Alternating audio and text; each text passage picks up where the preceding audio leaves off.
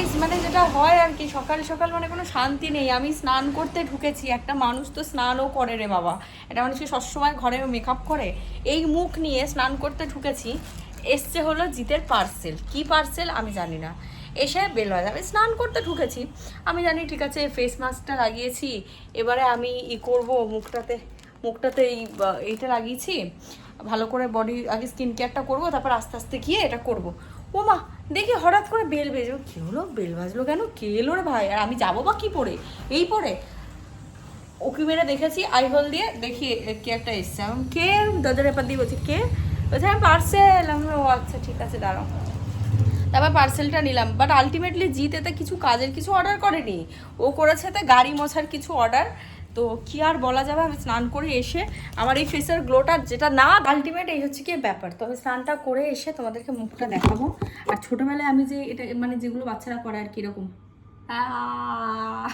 এটা আমার এখন কেন জানি না খুব করতে ইচ্ছা করে, আমি সবসময় এরকম করি। বাট এটা করা উচিত না, মানে এটা এই তো বদমাস বাচ্চারা করতো, আমি তো ভালো বাচ্চা।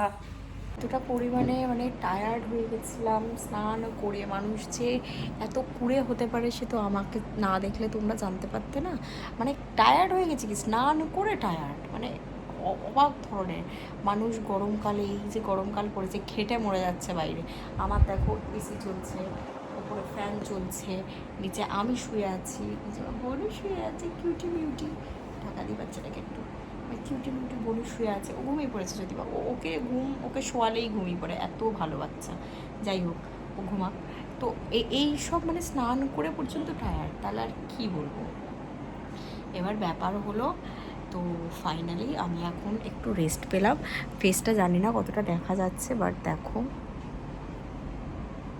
ফেস প্যাক করেও বা আমার কতটা কি লাভ হয় আমি জানি না। আলটিমেটলি আমি তো ফেস প্যাক করতেই থাকি, আর এই কতক্ষণ শুয়ে থাকবো তার নেই ঠিক। এখন আমি ঘুমাবো, ঘুম আমার পাচ্ছে, তো এখন আমি একটু ঘুমাবো। ঘুম থেকে উঠে জানি না কি করব, কোনো আইডিয়া নেই আমি ঘুম থেকে উঠে বা কী করবো।